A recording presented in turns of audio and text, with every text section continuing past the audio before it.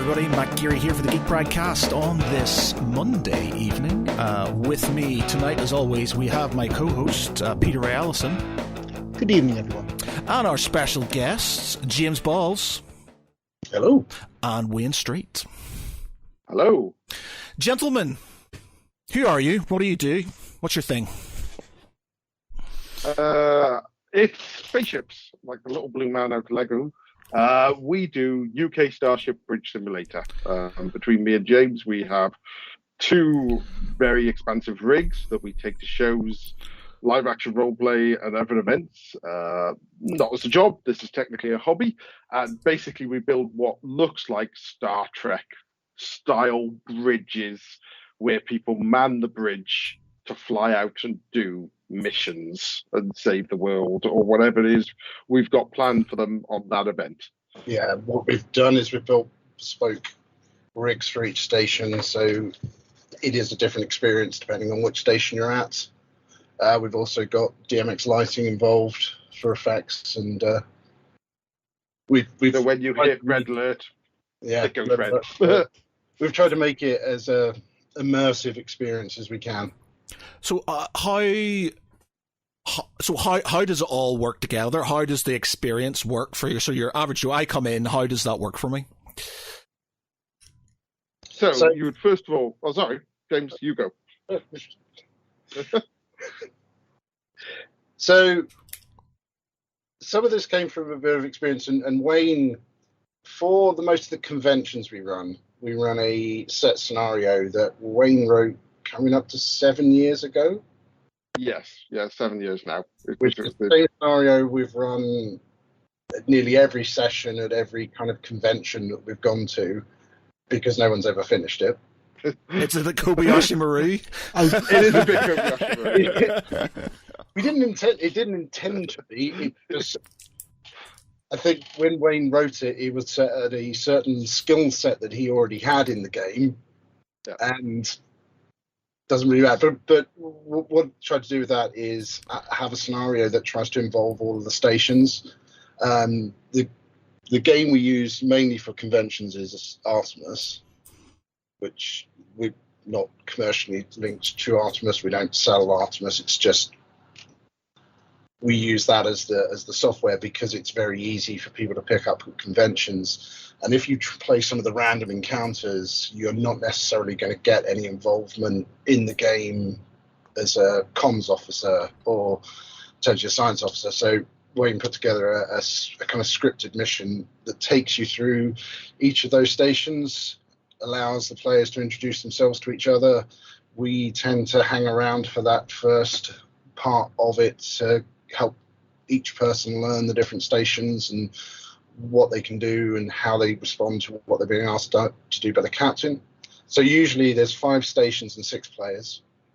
So you'll have the standard helm, weapons, engineering, comms, science, and then you have a 6th player who doesn't have a station and they're the captain.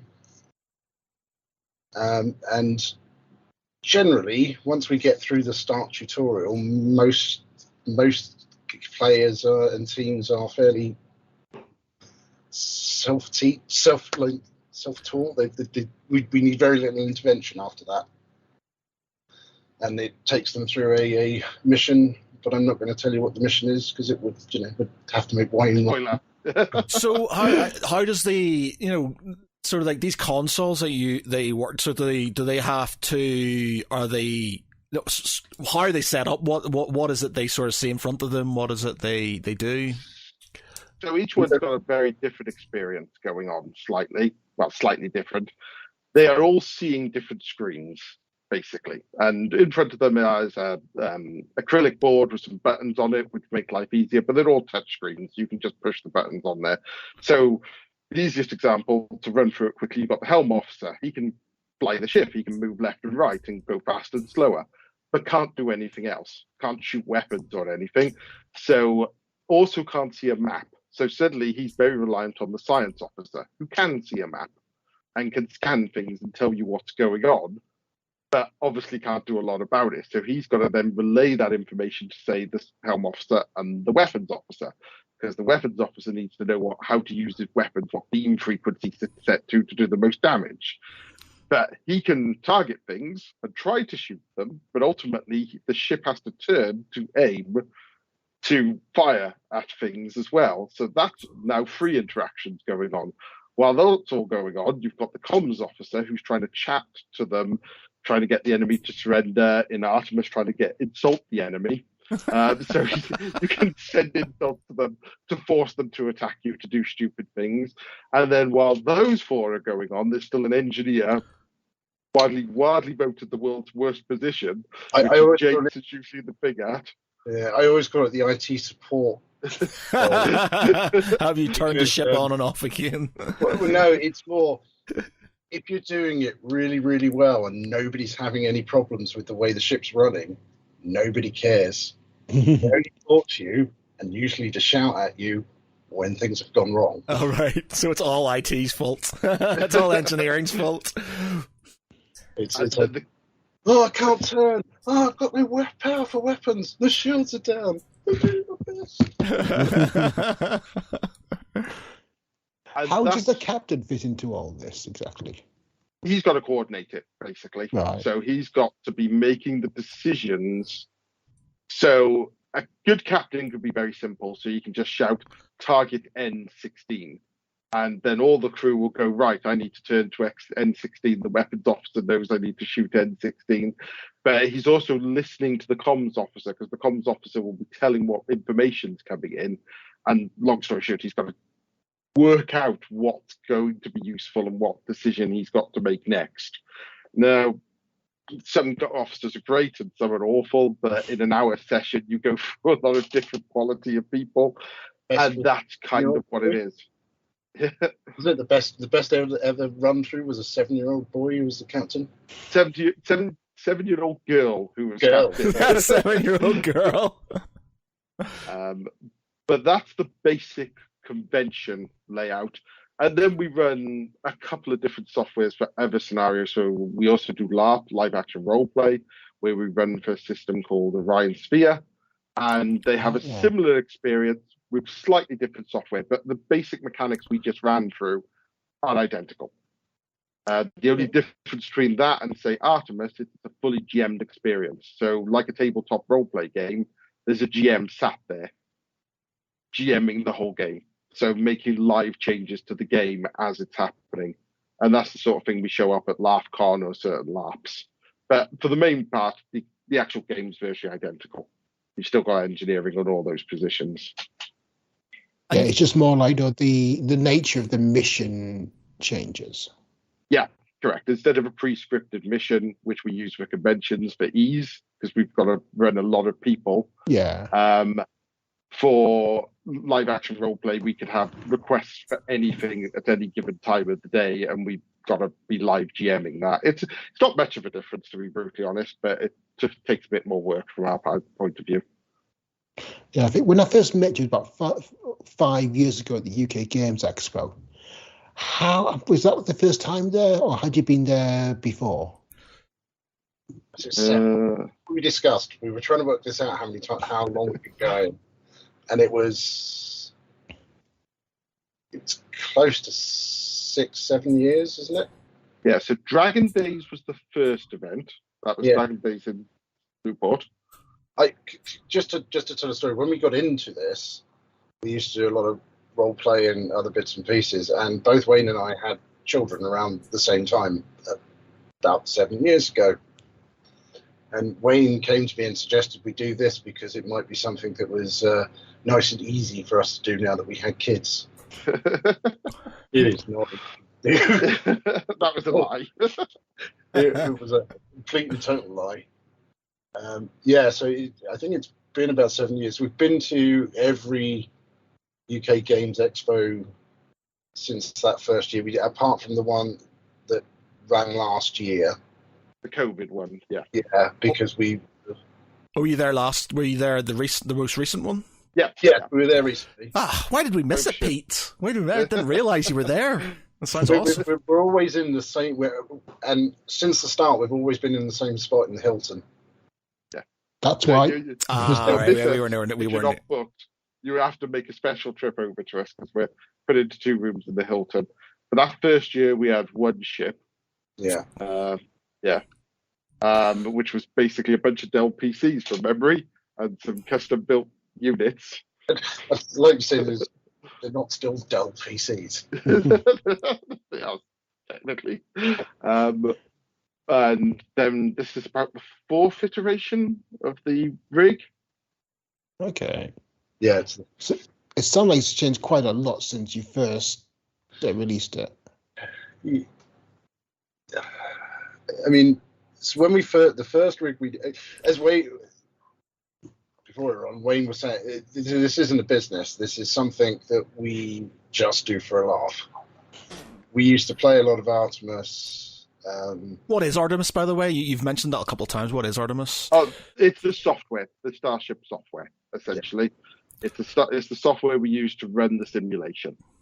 Yeah.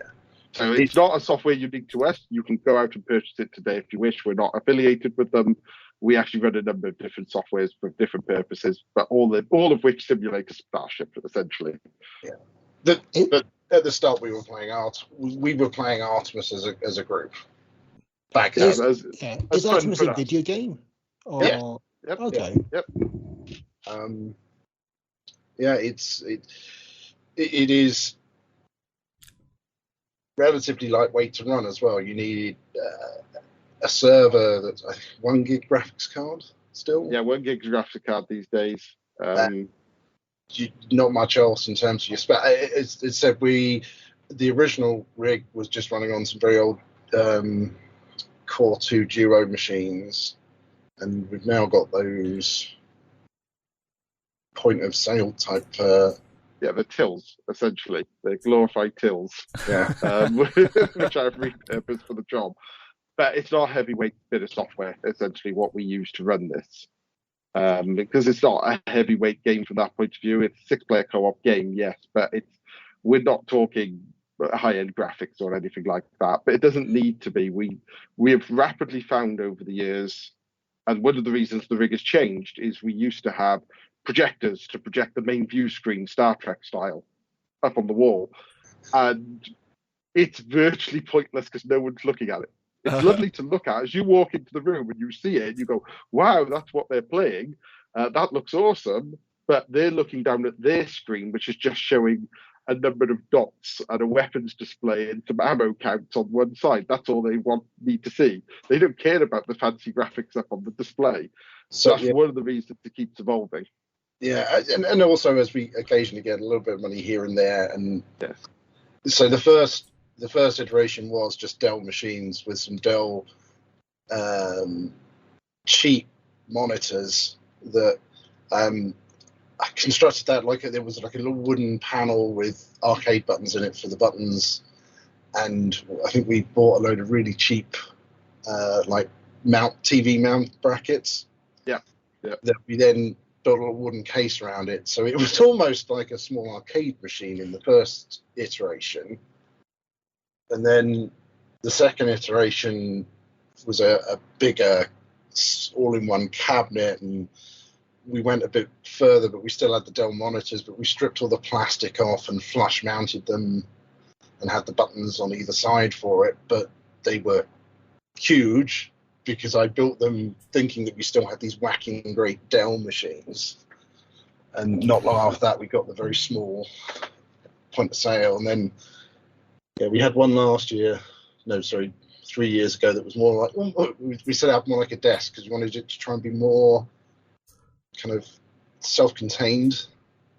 But it didn't travel very well. It was hard to pack. So the latest iteration that we brought out for the first time at this year's Games Expo is that we've got these kind of plastic cases, and the flight cases, pretty much. Yeah, flight cases look slightly cooler, but these work better. But basically, it's trying to make it into a self-contained unit, so the PC's all inside it. All you need to do now to kind of set it up is screw the legs into the bottom, plug the power lead into the back and the network cable into the back. And then all the touchscreen just kind of comes up by itself, and you just power it on, and you've got a live unit. And that's station 1 up. It just seems like, you say you don't do this as a job and stuff.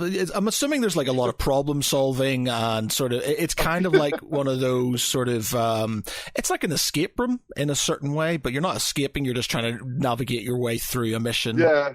So Newport escape rooms had it for a little while, and due to internal wrangling from Newport, they couldn't run it anymore. But yes, essentially, it's like an escape room. You're co-op gaming in the same ilk, whether we're GMing it or whether it's the pre-written scenario.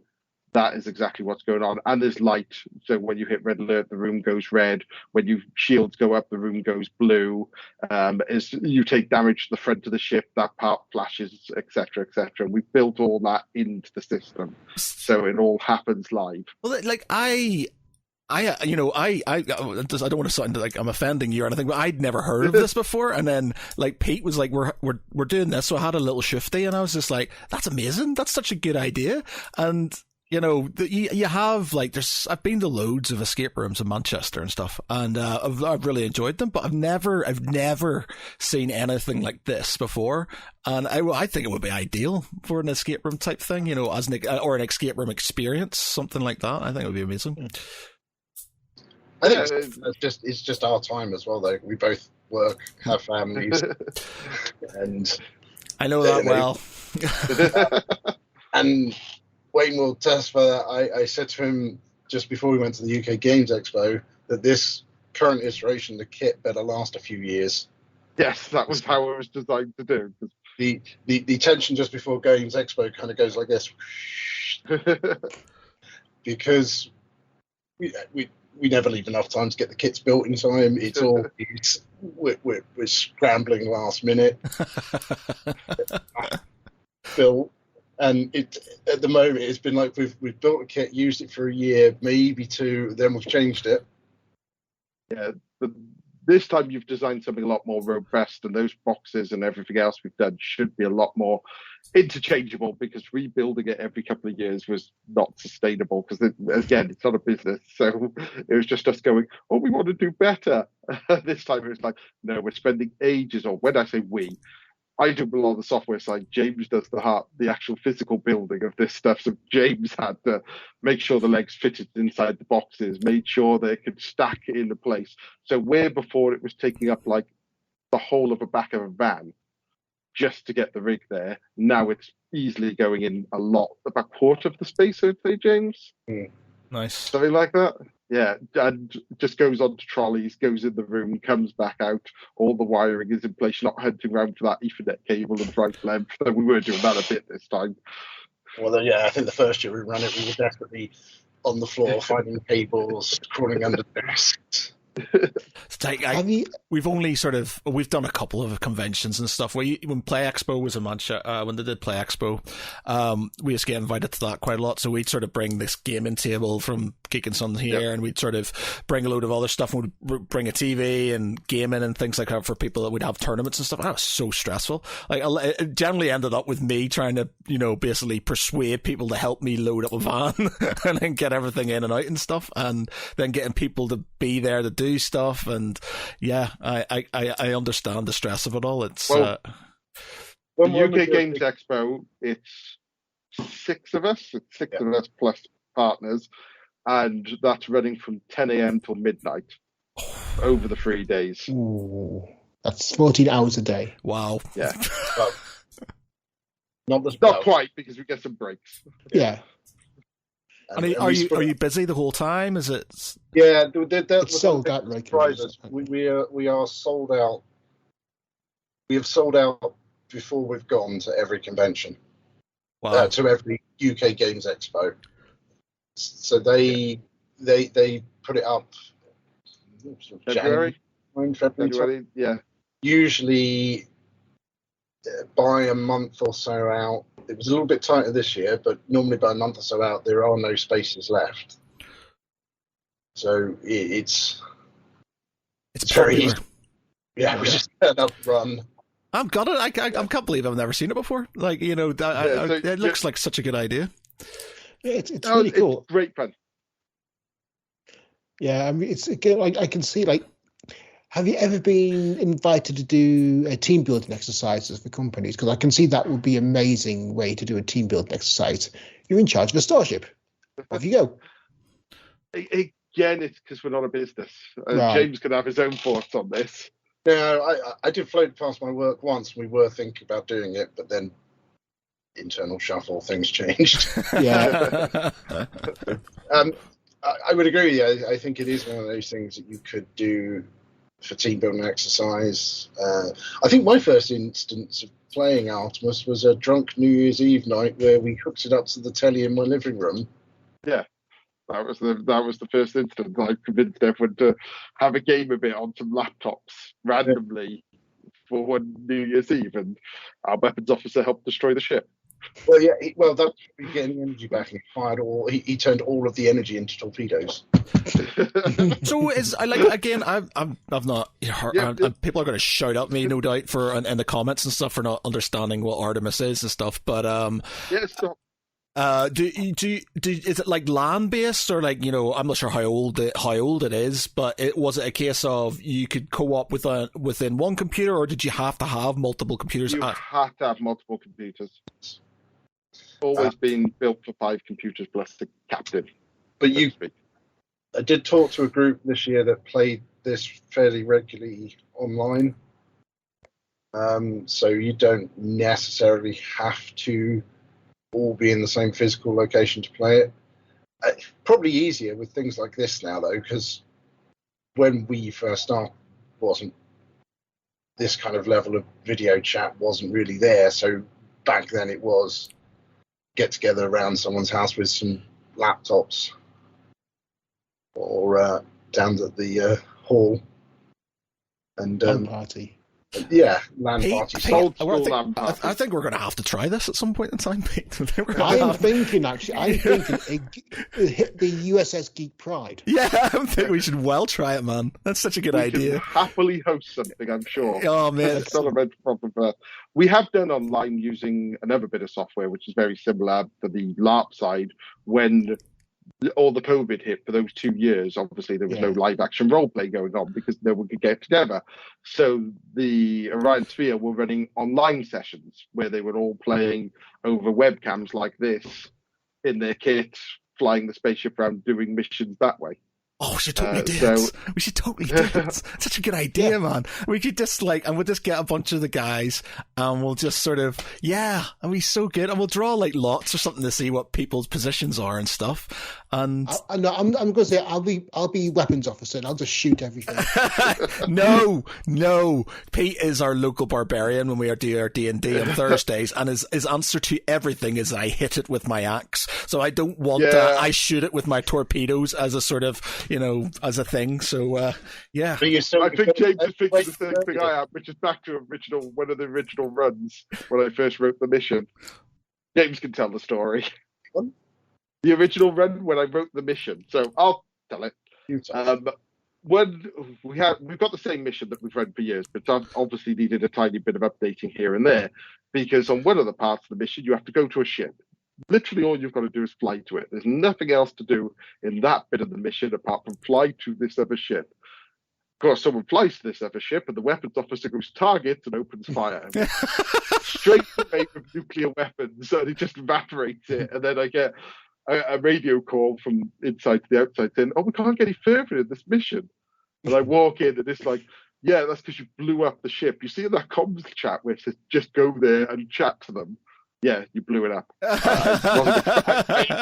hadn't scripted that in any way, shape, or form. I didn't expect anyone to actually do that. So, no, I'll rewrite the mission a bit then. So I have to go away after the event and rewrite that part to make sure they couldn't blow it up anymore. I know that pain so well. I will spend, well, no, sorry, I lie. I used to spend a lot of time building up storylines, building up sort of different sort of branches and stuff for people to go in the D&D thing, and they would go off in the completely opposite direction, completely ignore everything that I had written and do something completely insane, and I'd have to ad lib it from the. So it's just like I just stopped. Now I've got a sort of vague idea how things are going to happen, and they just let them go because I know there's no point in me doing it. Because last time I did it, I spent ages building this nice little map and where everybody was going to go, and then they all decided the next day, yeah, we're not going to go there. We're going to do something else completely different. I was like, fucking bastards. So now it's turned out it is remarkable how long that scenario has lasted. Yeah, it's fairly bulletproof now, and no one's gotten, apart from that 7-year-old girl, the trick of how to complete that scenario. Because I could do it single-handed in under the hour that you're given, but I'm quite good at the game. I wrote it, yes. Oh right, are you not meant to be able to win it? Is it a Kobayashi Maru sort of thing? It is winnable.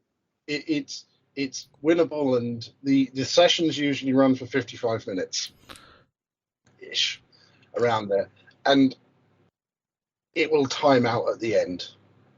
So something happens and it times out the game at the end. When it was written, it was gone through and it was like, yeah, you can do this easily in this amount of time.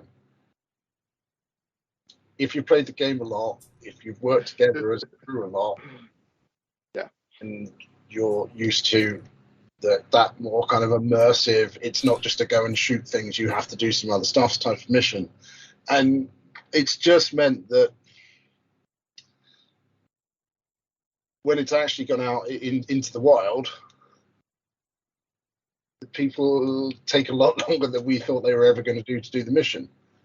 I think we've talked about the fact that if ever it does really start getting finished, you have to rewrite it, yeah. Write it. But a couple of years ago, I think we had someone who played 3 times over the same weekend. Yeah. 2 of them back to back, and then he came back on the Sunday. They did different positions to experience different things, but it was the same. They were just playing the same mission again, and they enjoyed every single time they did it. We've had people come back as well, year on year, but at least they forget things. But that's why when we've also got software where you can GM it and sit there and do a live session with completely whatever you want to do live, like a normal GM for a tabletop game. But this one's been pretty bulletproof so far. Everyone seems to enjoy it. It also, as James mentioned earlier, it makes sure every station's got something to do. So at some point there's an important part for the comms officer, and at some point there's an important part for the engineer. And it also shows off things like all the space whales and the black holes and the nebulas and the asteroid fields and everything else you're going to come across in the game that you would expect in a space sci-fi game. They appeared in the scenario. So you can call in your helpers and you can battle pirates and then go and scan some things like you would in any sort of Star Trek's Babylon 5 style space adventure. Is it stressful? For us or for them? For people, is it a stressful? Is it stressful? Like, do people like panic and stuff? Or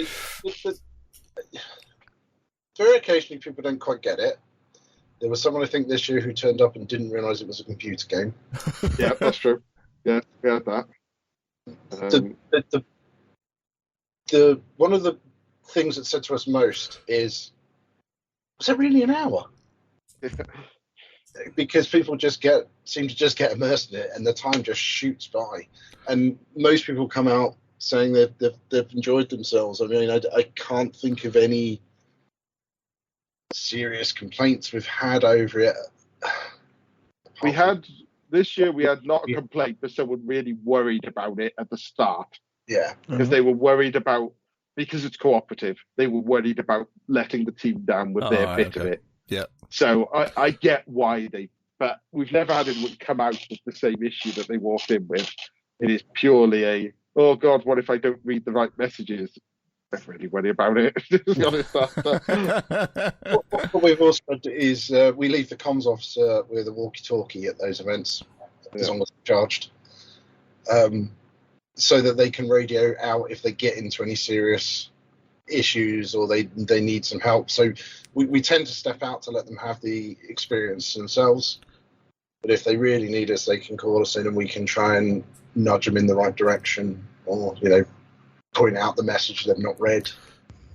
Yeah. If you are outside, you can. We put a screen outside which is called cinematic mode, so people are watching what looks like, again, a Star Trek firefight going on. As you see the ship fly past, and in all the good sci-fi shows, it's one of them happening outside. So you can be there watching them going, I've got no idea what they're trying to do, but as long as they're enjoying themselves, I'm not worried about it. Yeah. It's occasionally when you're looking and going, it's 45 minutes in and they're only that far through. You may say, the ship navigates left to right. Is it full 3D space, or is it just 2D? No. Again, this is one of the reasons Artemis has all the different stations. I will say it's really just a 2D space. It has a slight variance for up and down, but it's not a proper three-dimensional space. There are other games that are more realistic in their depiction of the size and scope of space, but they wouldn't work well when you're trying to run a 55-minute session at a convention. I think one of the first times when we played Brains Gone, Starship Horizons at the Epsilon. When you were doing the torpedo shoot and it's going the arcs and stuff, yeah, it's going thousands of kilometers a while, and you're sitting there going fire. Oh, that's Starship Horizons, which is like a different experience again, but much bigger. Yeah, you fire. Is that it? But that's got full 3D space and everything's in true size and true scale. So if you want to fly from here to Jupiter and want to do on sublight engines, it will take days, literally, in that game to do it. So you've got to use warp. But it makes it a lot more complicated to fly a ship in 3D space. Yeah. Suddenly, if you put that in front of someone at a convention, I can see them just going, I'm not going to enjoy this. Why? Because I've got to realise how to pilot almost a submarine at this point. Yeah. I mean, imagine it could be Artemis could be a game that could be easily adapted to like submarines, like submarine simulation, or there is a simulation. What was that one we played? There is a. Oh God, I can't remember, but we didn't play it for long because it wasn't very good, and I think it stopped development because we've tried a few of these. So I'm not going to Abyss. That was it. Sorry, I'm just looking up because there was a board game. True. There was a board game called U-Boot, which was sort of I sold recently because I also wasn't playing it enough. But you basically are a member of the crew. You've got certain stations to do, and then you use an app to sort of kind of use as a periscope to sort of shoot merchant ships and things like that. And, there's been U-Boat, Space Alert. Oh God, Space Cadets was probably the closest you're going to get to our experience. And then there's been one or two others. Space Alert had a CD that you had to play the CD, and that was telling you what was going on to react to it. So all of those are very similar experiences, but ours is on computers and a lot smoother and a lot quicker. Yeah, I also read about there was quite a few years ago now, a live action LARP of Battlestar Galactica set on an old warship. So you've got Battlestar. If you're going into LARP, this is more my field than James. So if James looks like he's a bit lost, because I keep an eye on this. Up on it. Yeah. There was Battlestar Galactica. That was in Sweden, Norway. Yeah. But that didn't really have a space sim to it. Oh, okay. They had similar things, but it was more boardy based. Now, the big one is this LARP called Odyssey that ran a couple of years ago. And they used Empty Epsilon, like we do for LARP as well, which was a big one set in a school that's rerunning in a couple of years. I've looked to get involved. I've messaged them back and forth on a couple of bits and pieces, but they probably don't really care who I am, to be honest, because it was big. But all of them are very different because there's one in the States, which is also on a battleship. It's got the guy who played General Martok doing voiceovers for it. Oh. Don't ask me why. I can't remember. But it's like 600 quid a ticket to even go to the thing. Ooh. It's beautiful, but they're a slightly different experience because we're trying to do the Star Trek episode experience, essentially, which is an hour. So you cram your spaceship into one set piece where they're trying to do the whole weekend aboard a single spaceship type experience. Not to put them down, they're just doing a different thing. So Starship Horizons is being used for that one in the States, and Empty Epsilon is being used for the one in Norway. We've got no plans for that sort of thing as yet. We stick to the Orion Sphere LARP, run by a friend of ours called Conan. And that's more the normal weekend experience that you would expect at LARP, except it's a sci-fi setting. So in that one, you turn up and essentially you do your normal LARP. It's got Nerf guns, it's got swords, exactly the same LARP experience you get from Empire or anywhere else. And then you come down to spaceships and book a spaceship slot. So it might be something to do with plot. It might be you want to go and be pirates for an hour. It might be you want to do some mining. It doesn't matter. You come down, you book it, and we run whatever they need us to run. So that's not a preset LARP experience. That's so we get 20 minutes. It doesn't tie in with the LARP sort of campaign within the. It can do, but it doesn't have to. It's up to the player. Potentially, they could go off. They could be doing an important plot mission for the entire thing, or they could be doing something completely unrelated to the normal plot of the entire LARP, because they want to go off and be pirates for an hour. So they want to earn some money, so they go and be pirates, and then they come back and have whatever comeback comes on that. But it doesn't matter to us that's running the sim. It's a slightly different LARP experience, the fact you can go and do that. So you're not stuck in the normal plot line for the entire weekend. Do you dress up when you do the LARP? So yes, it's a bit weird. So it's run by another volunteer crew, which I head up, and I play a character called Mr. Daliard. A friend of mine called Dom plays a character called Mr. Daliard. There's a guy called Justin who plays a character called Mr. Daliard. And you can notice there's a running theme here that continues through. It's a running joke in the game. It just makes our life easier. But yes, we turn up within, not just doing it for that, because we're LARPers as well. James is a LARPer, I'm a LARPer. And we all wear black. So the last event, it was so hot, we wore Hawaiian shirts. And we play these characters that basically rent out spaceships for the weekend. So the players can come to us and tell us what they want to do with a spaceship, and they can buy upgrades and they can buy skills, and all that's incorporated into the game. So it's all, you can spend an XP, buy better skills, come to us, buy better weapons, and we can do all that live at a moment's notice. They can just turn up and say, I want to take a ship out. No problem, pays your monies, and out you go with a ship for an hour or two in some cases. And that can go co-op missions as well. So occasionally at Expo, we didn't do it this year, but we have done in previous years. Never long enough cable. We didn't have a long enough cable. We could join the ships up. So you get two ships flying in the mission rather than one, or doing a battle. So there'd be a big invasion, and both ships now have to work together to fight off the invasion, or something of that ilk. Could both ships fight each other? Yes, but it is the worst thing to watch in the world. Really? Why? Why? Because it's not. Yeah, it's just.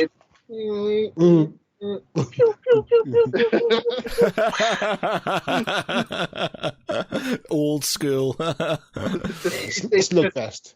You know, most people are doing it in experience. They just pull up in front of each other and shoot until which one blows up first, which is probably which engineer's working best. Yeah, to be brutally honest. It sounds totally very similar, obviously, to Star Trek, but how rigid is that tone set? I mean, could you do like one that was kind of totally more of like Red Dwarf? So if someone goes, red alert, you have to change the bulbs. Well, I would say actually the tone of the way that, so that there's a script and things that happen, but the way it's played depends on the crew that's in there. Yeah. And the personalities. If it's a group of mates who are playing late in the evening and have maybe been to the bar for a little bit, it can be a lot more comedic in the way that they're playing the game. There are players who will come along and play it very straight-laced and serious, and we're Star Trek fans, we're going to play this like Star Trek. I just remember that guy who accused me of not knowing Star Trek. What? We're at a UK board games where we were saying stuff, and he was trying to tell me stuff about Star Trek, and I said, yeah, I know. He said, oh, you don't really know, you're not a fan. Right. Right. You have two ships for, we're not fans of Star Trek. Whoa. The house is just jammed packed full of nerdy science fiction things. Yeah, I just noticed your Super Star Destroyer in the background. Oh, nice. Yeah, that's impressive. Very wish. Oh, right. Right. Not legit. There are other ones. I've got from Horizons the Tornac just here. It's just down the shop that I got recently. That is legit. I wasn't going to pay £700 for a Super Star Destroyer. Yeah, I've got a Lego Death Star over there. And I got not the big Millennium Falcon, the smaller one upstairs, because Lego did a sort of kind of deal one day, and I kind of got that. But I've got a Lego Death Star over here, and it's been in its box for years now. And it's been in its box for years because I feel guilty even buying it. And I was just like, I only bought it because I was trying to mug off some kid who was giving me sass in the Lego store. And then I was just like, I bought it to kind of show him up. And then I just got this thing now that I'm so scared of opening because I'm just like, I shouldn't have bought this in the first place. I'm determined now at some point to do it, but it's just sitting there kind of going, you shouldn't have bought me. This was expensive. You didn't need me. I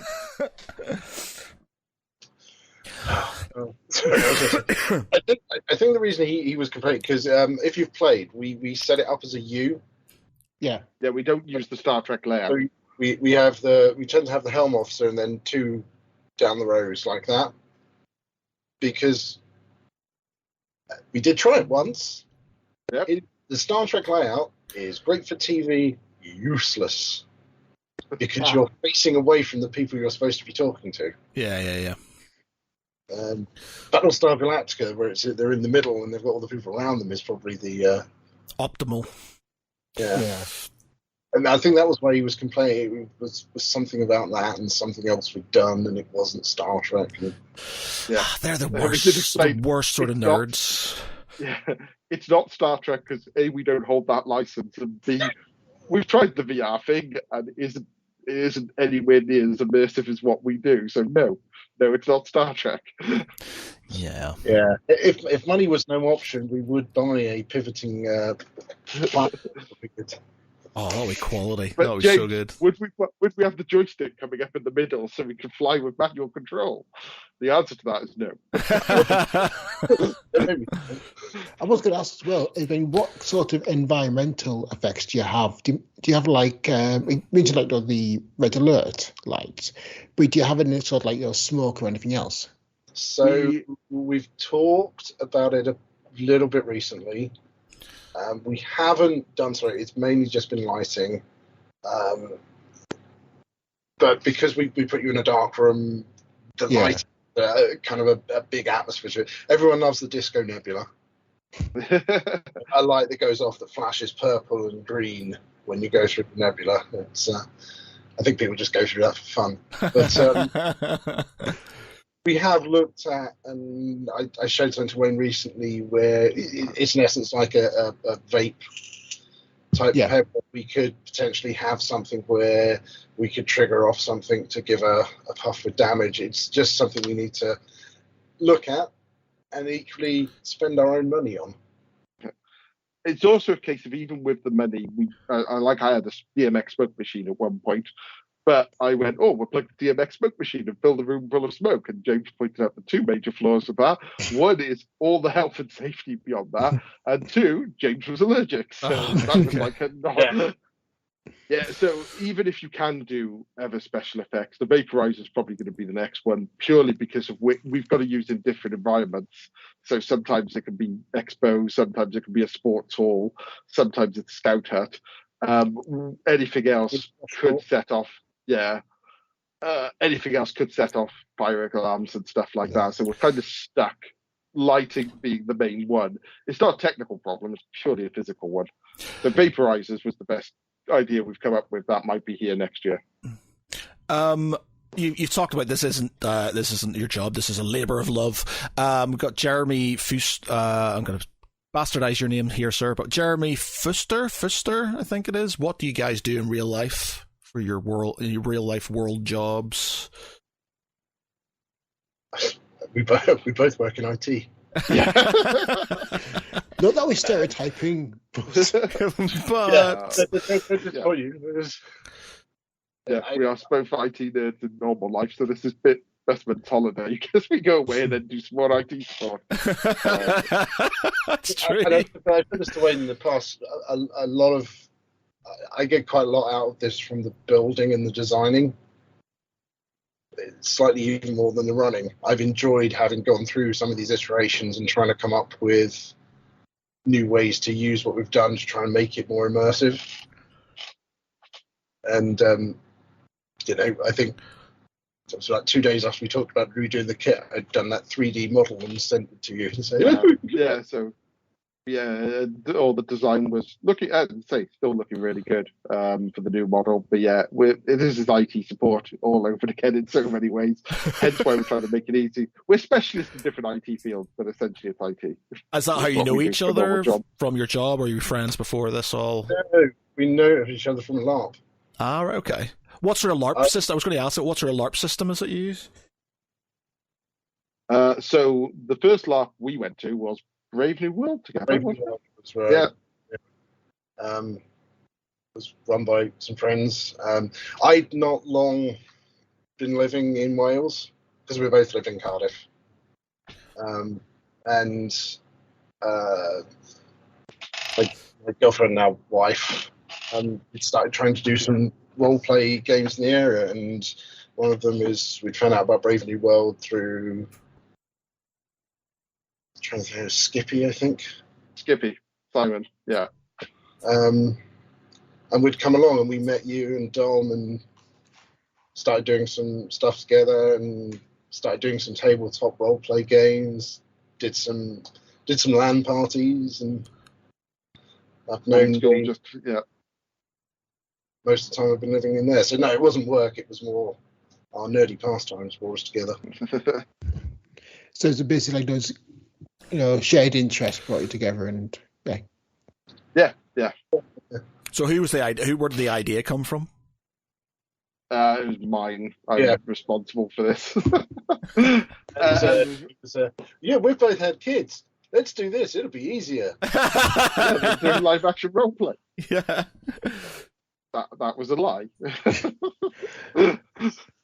Yeah, I mean, from like initial idea to the first deployment, how long did it take you to actually build all this stuff? A few months for the first one. Really? Wow. Yeah, because we had the idea. That's been about summer because we were getting ready for thinking about doing it for Dragon Days, which was winter. So if we were talking about this with Helen the other day about for something different. It was when we did the first session in Rules Play. Yeah. Local gaming shop. Yeah, which was, I think that was our first in the wild. That was before Dragon Days. It was, yes.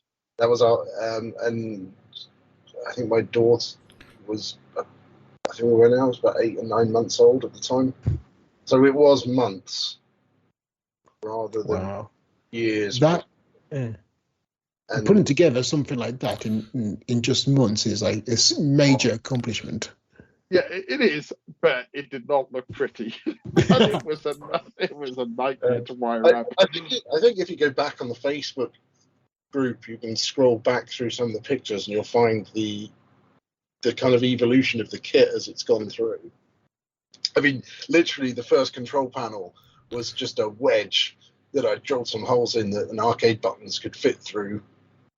And we're connected to a controller and USB'd into the PC, and the PC I think was just standing.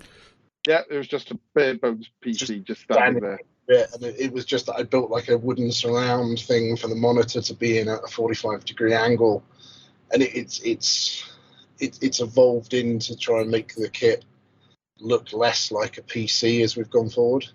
For that first Dragon Days, we had to turn up on the Thursday night, and then go back on the Friday to finish the build.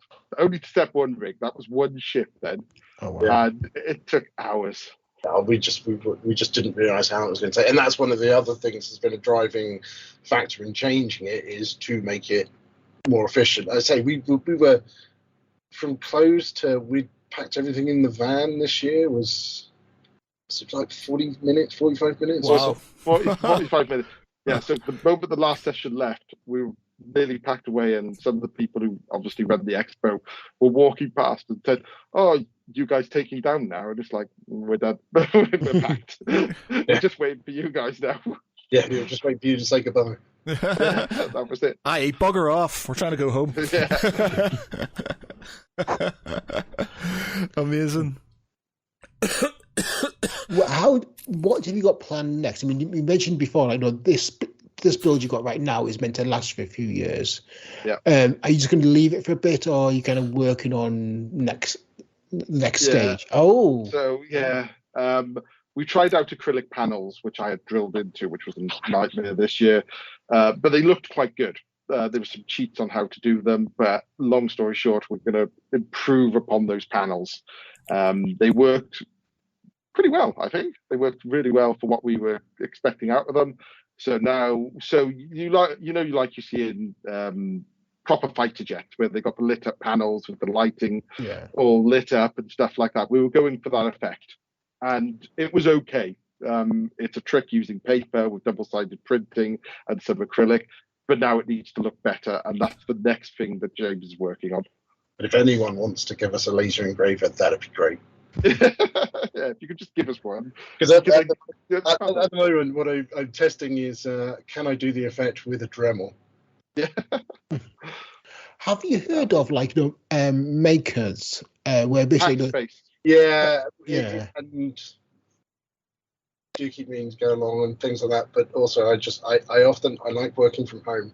Yeah. Agreed. That's fair. And some of this is, sorry, James, carry on. And I've got most of the tools, and I think everything's generally been built here or then shipped to your house for you to do some bits for it. Yeah. And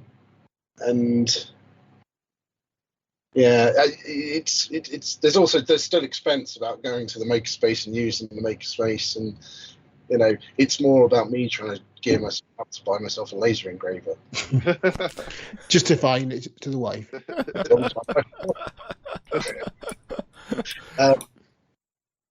Yeah, my friends I got friends that are all into 3D printers and stuff, and they're always like, "Oh, you need to get a 3D printer," and it's like, I really don't need a 3D printer. I can't justify it. You do. It's like, the 3D printer's just over there. Oh no! Have you got a filament one or a resin one? What have you? It's the filament one. I do keep looking at resin ones. Yeah, my friend's got a resin one, and he came in. We were playing some games in the Element Games in Stockport, and he came in and he had this big box of stuff that he'd made with all this resin, and I was just like, "That's it." So he'd got all this like epic 40k stuff, and then all these other things he made, and all this stuff you could sort of like customize your miniatures with, and he's just like, "Yep, just." That took me, a couple of days and cost me threepence, and it's not too expensive. And I was just like, "No, I'm not getting one. No." Yes, but the 3D printer cost it's more than a tuppence. Yeah. Yeah, I was just seeing if I had anything. I don't know if I've got my scanner to hand. I am, James, unfortunately. James made me this lovely RFID. I did the electronics bits, an RFID scanner, a Star Trek style setup for the LARP, so you can scan things that actually scans them and stuff like that. And that was printed by James, and a few other bits and pieces. I don't think he's got anything to hand. Have you? Not anything I built for you. I've got my 3D printed magnetic fan. Nice. Very good. Yep. Cool. But yeah. You'll find things that you need a 3D printer for. Well, this is it though, mate. Like I've got a 3-bedroom house. I'm on my own, me and my dog and the cat and stuff. So I'm trying to have one room that's kind of semi-normal, but it's just like I've got this massive nerd cave. Then I've got upstairs, which is just like retro gaming and sort of like books and things. And then I'm just like, well, this other spare room's got nothing really in it. So I could put something in there, but then it's just like if I do ever get myself a girlfriend and they come round and it's just like, unless they're like a super nerd like me, they're just going to go, what the hell is this? Well, this is my 3D printer room. Because the guys on the internet told me to buy one and I can't control myself. But yeah, I think we benefit from our other halves are nerdy. When you say benefit, our bank accounts, the spaces that we have available to us, do not benefit. But my wife is probably a bigger nerd than I am. Oh. Well, yeah. I've never been able to get, all the women I've dated sort of haven't been in that way inclined and stuff. I was just like, I need to get myself a nerd. Somebody who's going to be into the same things as me and stuff. He doesn't mind gaming and stuff, but yeah, just can never get there. So the time I went into Smith's game store and they had one of the Lego presentation things that are usually on the shelves of Lego Y-Wing. And it was 40 quid and I was like, I shouldn't really get it. What do you think? She's like, yeah, you should get it. Okay, I'll get it. See, that's romance right there. When your missus is encouraging you to buy things like this, I've never had that. It's just like, no, you should definitely not buy that. But yeah. No, my wife is massively into Star Trek, and I can see like she would just absolutely be straight into this. I mean, we have regular debates of which is better, Star Wars or Star Trek. I'm Star Wars and Kaylee Star Trek, and we're not falling out over it just yet, but we've had a few, heated discussions about the relative merits of them both. Of course, I know I'm right and she's wrong. They're both amazing. You're both right. Yeah, I'll grant you that, even though I prefer Star Trek. I probably lean more towards Star Trek, but I love Star Wars. There was somebody did something recently. It was like a crossword, but the crossword was the clues were in a way that you could win. So the main clue was it is the best of the sci-fi trilogy. So obviously Star Trek geeks are going Star Trek, and Star Wars geeks are saying Star Wars. But all the clues had dual sort of kind of meanings to them, so you could put in the Star Trek answers or the Star Wars answers and still be right. And I thought that was really good. Bit of fit into that though.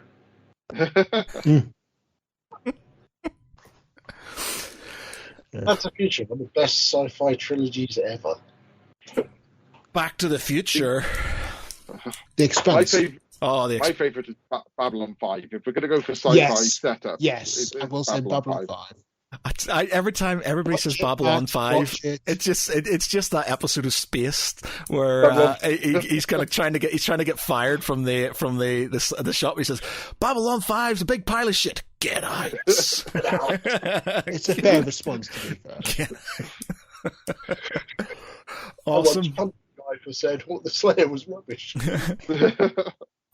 So so we're verging on an hour now. So we forgot to do it last time, Pete, and we forgot to do it last time. But we basically end our podcast now with a sort of like a little pop quiz, like a guessing game. So the idea is that you've got six. You choose a franchise, any sort of nerdy franchise. Could be Star Trek, could be Star Wars, could be Predator, could be anything nerdy that any sort of nerdy franchise. You choose that, and you've got to think of a character from that franchise, and then we have to guess that character, and you got 60 seconds. We've got 60 seconds to guess that. So I would like you gentlemen to think of one of your favorite franchises. Think of a character within that franchise, and then tell us what the franchise is. And then we've got 60 seconds to guess the character.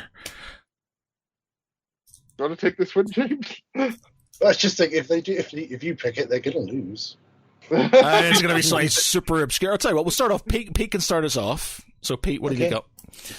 Well, I'm going to completely bone Matt by saying Babylon 5. I don't know anything about Babylon 5. Well, you should watch it then, shouldn't you? All right, so this is going to be for you chaps, because I haven't seen very much Babylon 5. Okay, so... I don't remember character names. I know who he's on about. Yeah. Okay, so...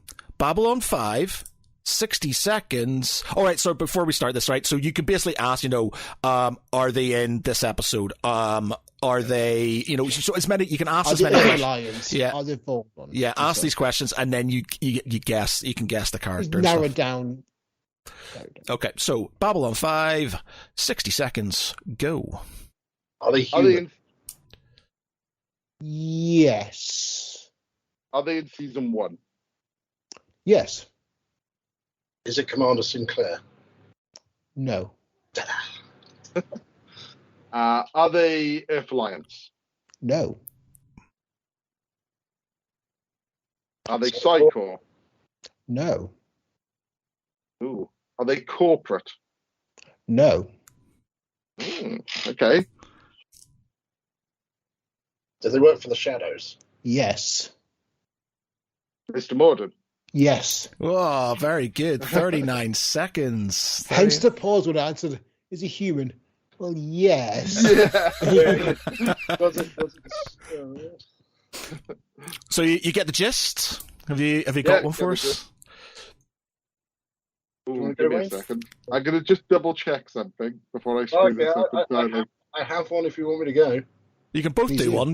By all means, do one. We do these. We put these on our TikTok, so by all means, the more the better. It gives us more days to put things on. So, James, give us yours then. Star Trek. Okay, so Star Trek, 60 seconds, go. Original series? No. Next Generation? Yes. Next Generation is the Deep Space Nine? No. So they're in Next Generation. They're not in Deep Space Nine. Okay. Are there any other Star Trek show other than Next Generation? Okay. Are they in Picard? I'm going to admit that I hated the first season of it so much I didn't watch the second, so I don't know. Okay. I'm pretty certain they're not going to be in Picard. Okay, fair enough. Are within Voyager? Yes. Right. Okay. Ooh. Starfleet. Yes. Are they command rank? No. Voyager and Generation? Okay. Were they a bridge officer? No. Okay, right. So, minutes up. We have one more question we can ask. We can all ask you one more question, and then we have to make a guess. So, are they a recurring character in Generations?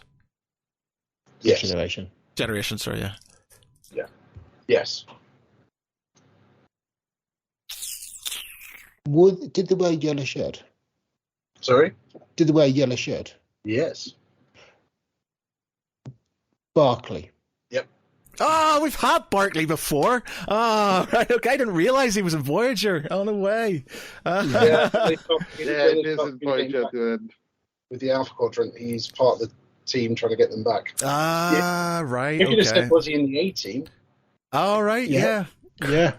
He's Murdoch, isn't he? Oh my Yeah, of god. course. Yeah. Fucking hell. Yeah.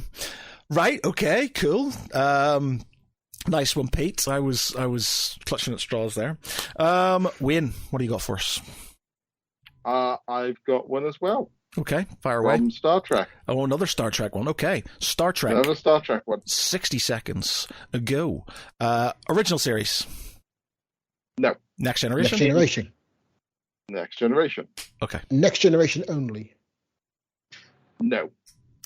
Right. Were Yes. they also in Deep Space Nine? No. Are they a Picard? Voyager? Yes. Very technically yes, but yes. I have to double check. Data. No. Tom, no. It's in DS9. No. Is it, sorry, the Voyager? Not in Voyager. In Picard and Next Gen. Picard and Next Gen, right? Okay. So First season of Picard. Is it the first season of Picard? Because if it's the second, I'm out. It's the second, I think. second. Oh, right. Okay. Right. So second season to Picard, and in Give me Gen. a second. Oh, is it Third right? season, sorry. Third season. Third. First season. First season. of Picard. Is it? Okay. Is he human? No. Is it Is it Starfleet? No. Yes, technically Starfleet. Okay, right. So we've had our minute. One more question, and then have to have a guess. Yeah. Right. So let's just like this. So Star Trek Generation, technically Starfleet, also in Picard. Did you say they were human? They're not human. Not human. So not human. Star Trek Generation, Picard, technically Starfleet. Oh God, I'm trying to think. This is going to be something really obscure, isn't it? Oh, it's even more irritating than that. So much I had to double check memory output to make sure my memory was correct. Oh God! All right. Is it an animal? No. I was thinking like Spot the Cat or something like that. I don't know if he was on Genesis, but oh God, I don't know. Pete, I'm literally. Are they bridge crew if they're part of Star Trek? No. Right. They're not bridge crew. Oh, we get really obscure here, aren't we? Yeah. So they're in. Where are they? So they're in. Oh wait a minute! It's not Guinan, is it? Is it Guinan? No, she's not in the first. She's not. No, she's not in the first season. Only the first As I season. say, technically in Picard. You might get me on a technicality here. Technically. Technically in Picard. Oh. It's not. No, because he was human. I was going to say it's not.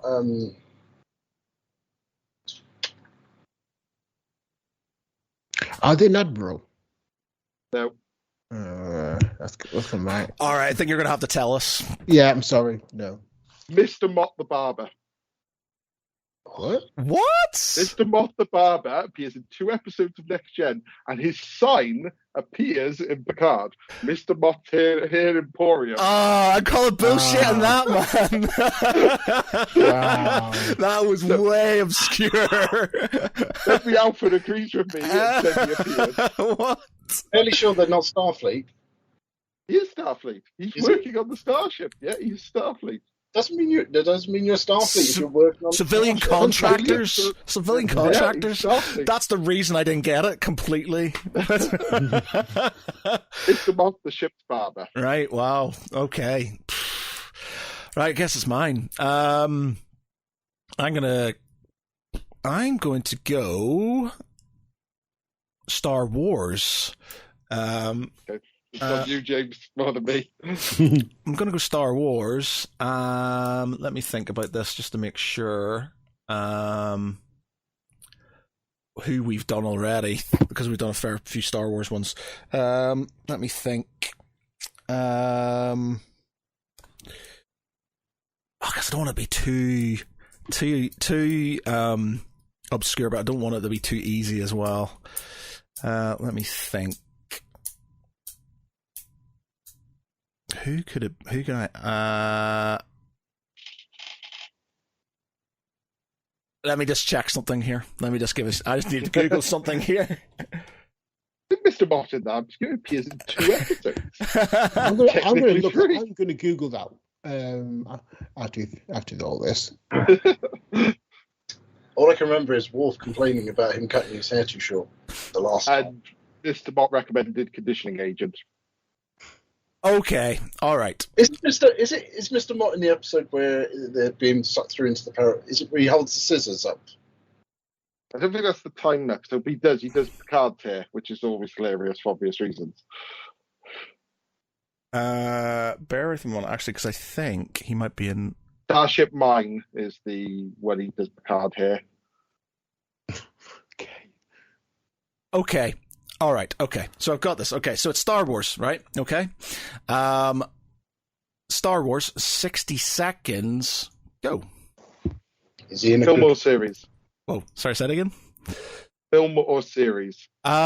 He is in film, and he is in one of the series. Are they in the original trilogy? He is in the original trilogy. Yes. Okay. Prequel trilogy? He is not in the prequel trilogy. And or the sequel trilogy? He's not in the sequel trilogy. Okay, so just okay. Are they in Rebels? Nope. Clone Wars? He is in Clone Wars. Any other shows are they in? No, he's in two. He's in. I'll give you the clue. He's in two of the original, and in Clone Wars. Okay. Are they Imperial? No. Are they Bounty Hunter? Yes. Oh, right. Is it Bosk? It's not Bosk. Are within IG? It's not IG. Were the Bounty Hunters on the bridge? For Of the East? They Star were on. Destroyer. They were on the bridge. Right. Okay. So would Boba Fett?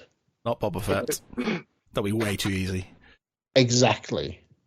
He's getting out his bridge now. Yes, he's gonna get Super Star Destroyer. He's gonna go for them. Dengar. It is Dengar. Congratulations! Yeah, Excellent.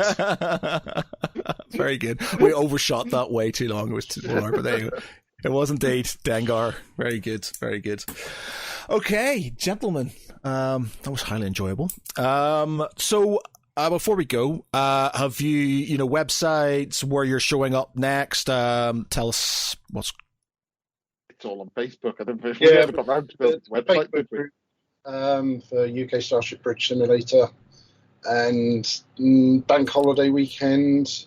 You're at Strange Festival on the South Coast, but that's booked out. So I don't know. It's camping and gaming for the weekend. So role playing, tabletop gaming down in Brighton. But that is fully booked out as far as I'm aware. Not just us, the entire event is fully booked out. It's about 500 people camping. you can get in touch with us through the Facebook group, and we can post up there anything we're doing next. Cool. Yeah, just look up UK Starship Bridge Simulator. We'll appear somewhere, or if you're in Cardiff, we're usually appearing somewhere randomly because we can be asked to do something in Cardiff. It's local. Right. And we'll have to arrange the USS Geek Pride. Oh yes, 100%. I am so up for that. That was so good. We are going to all die horrible deaths, no doubt, with no especially with being weapons. Yeah, no cooperation whatsoever. But yeah, looking forward to that. That'll be great. Okay, so for tonight, I've been Matt Gary. With me has been James Balls, yep. Wayne Street, and my co-host Peter Ellison. Good night, everyone, and take care. Night. Bye.